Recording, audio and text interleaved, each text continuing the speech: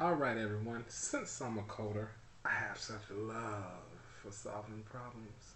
And I would definitely like to impart that love of solving problems so much on you all. So therefore, we shall have our algorithm workshop videos now. Like that cool name? The Art of Solving Problems. I know. Alright. The importance of planning, alright? Building a house. I really don't want to jump out there with a hammer, some nails, and some wood, some glue, and some duct tape to start building my house. Right? I want to make a plan first. Then I want to go out there, design my house, go talk to my architect, reiterate over it, design a little more, make sure I have exactly what I want, what I'm going to pay for before they start to build it, before they even break the ground. I don't want to spend 500, 600, 700,000 dollars on a house and it does not turn out to be what I want it to be. I really don't want my kitchen upstairs. All right, so it's very important to plan when building a house. So therefore, it's equally important to plan when writing the program. All right, the program should be done the same as building a house. Make the plans. In our case, the plan is referred to as an algorithm. So make that algorithm first, and then, and only then, should you build or implement the code. All right. So we remember an algorithm is a step-by-step set of instructions to solve a problem. We also remember that those step-by-step set of instructions should be repeatable, meaning that it should produce the same result every time I run it. All right. If I create an algorithm to bake a cake, I should end up with a cake at the end and not an apple pie. All right. It should also be unambiguous. Every instruction should be only interpreted one way, not multiple ways. All right. All right. So let's talk about what we're going to be doing here. So the heart of programming is to solve a class of problems. All right. So a lot of students want to get in there and they write this code to solve a specific problem. Well, programming is all about allowing the user to run their program to solve any problem. Any of us can solve a particular instance of a problem, right? That's not very useful. But what we want is for programs is to allow it to solve multiple problems. For instance, a program that solves the trajectories of a rocket to launch it at another fighter jet or whatever they do, right? You don't want that code to only be able to launch a missile at one specific fighter jet, right? That'd be kind of useless, all right? We can only shoot down one plane, right? We want to be able to shoot down any plane at any given trajectory, anywhere, any space, any time. So the program that calculates those trajectories has to take into account different variables or values at any given moment, all right?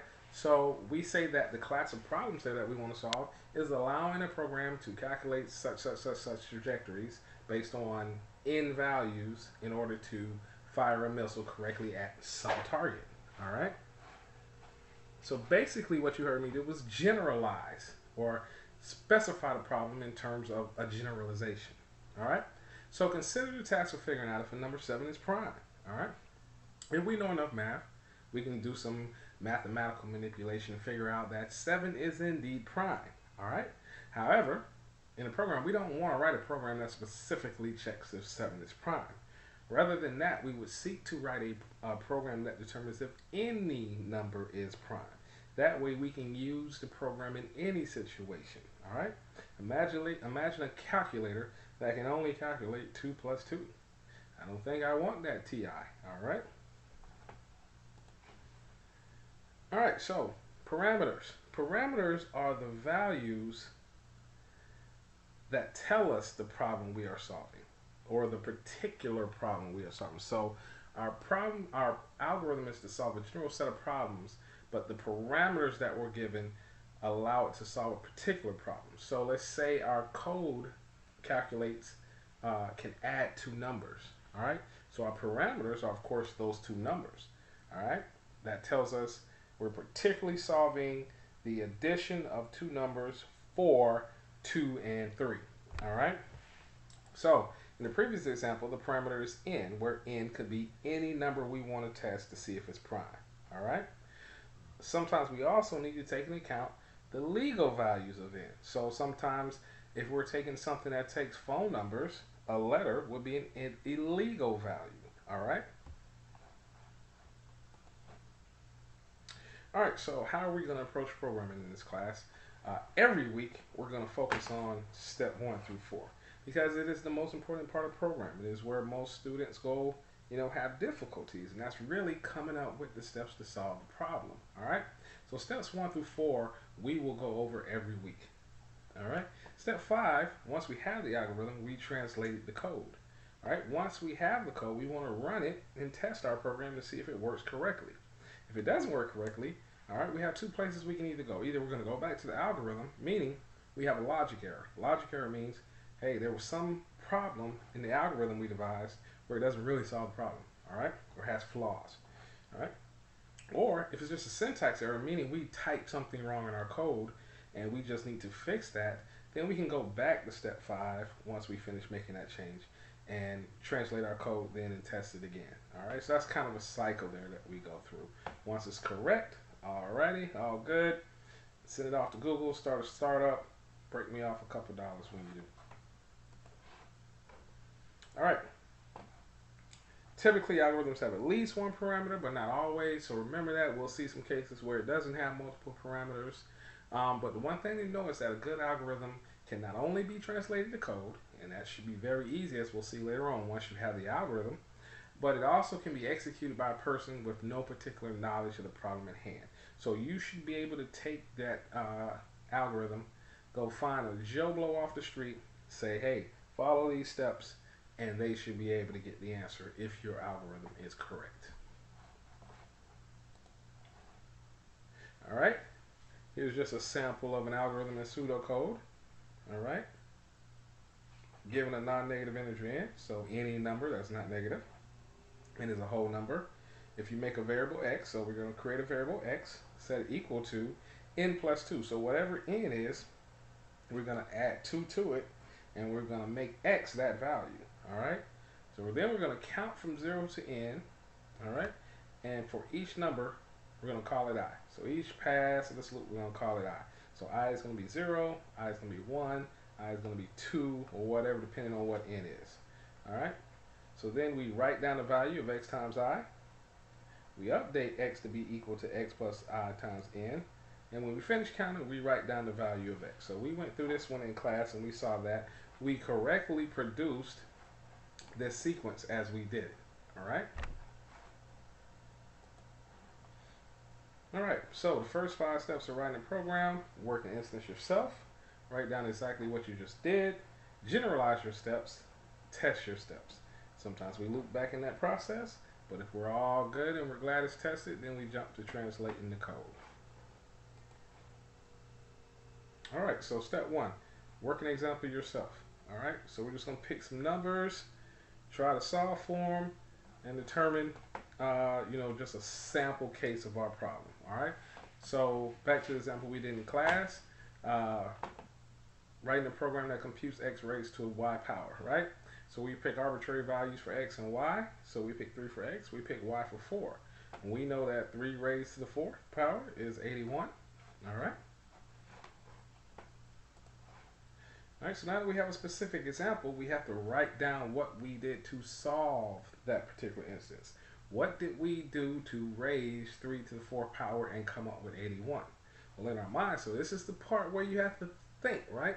What did you mentally do in your mind or on paper in order to get that answer?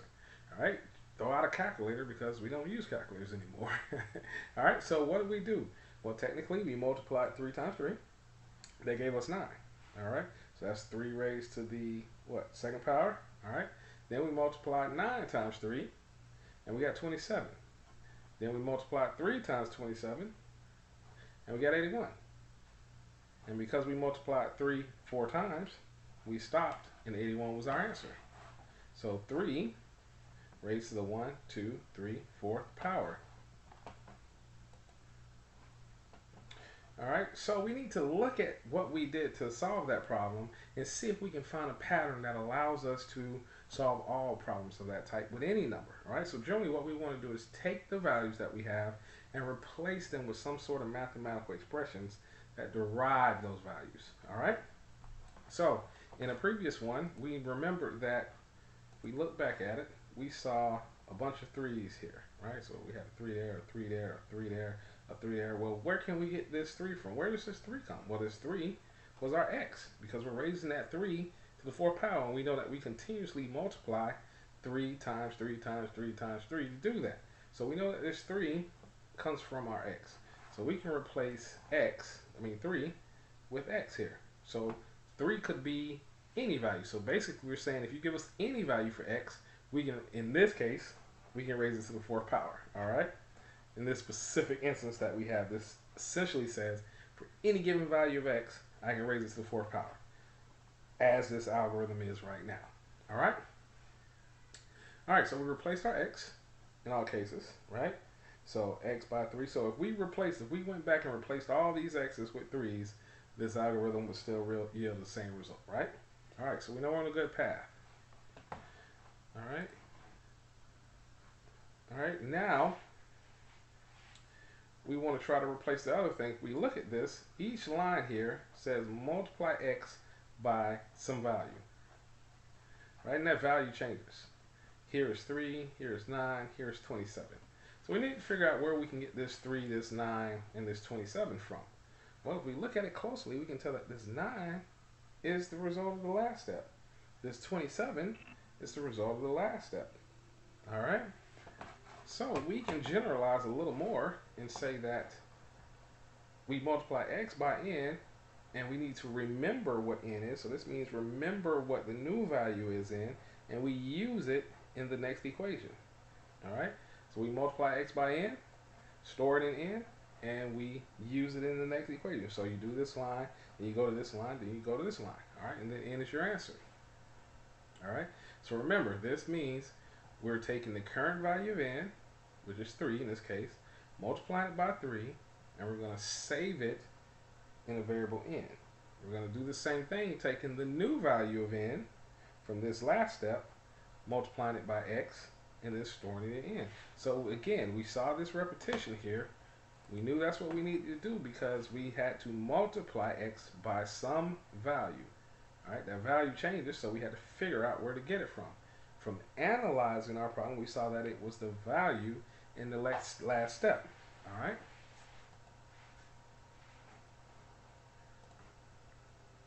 All right. Now, here we're putting in a loop, all right, because our previous thing only works for x raised to the 4th, because it only does it 4 times, right? And the reason I say 4 because this value is stored right here already. So you're already doing the first one in the first step. 3 squared in the first step. All right? Now, what if we want to raise x to the 5th power? Wouldn't this need to go one more time? All right? So we need to figure out how many commands, because we notice this command is repeated. So we need to figure out how many times, or a way to repeat this statement however many times that they want to raise the power to. All right? So we use y minus 1 because if we look back, when a y is 4, the number of times we do this is 1 less. So that's y minus 1. All right? And then we get this. All right? Again, don't get too nervous about this because by the time we get to the loop, she'll be a little bit stronger. All right? It's just an example to show you the direction that we're going. All right, we'll skip this step. All right, so testing the algorithm, what we want to do is we want to come up with some sample values that we can figure out the answer to, and we want to plug those values in and step through the program substituting for those values like we did in class. All right. Again, we saw that if our algorithm was slightly incorrect because we put in 0 and we yielded the wrong answer. So we had to modify our algorithm to include a conditional clause, which we'll study later on when we get the conditions. All right? All right, and that is all for this introductory lecture. So come back and find those example lectures from class shortly.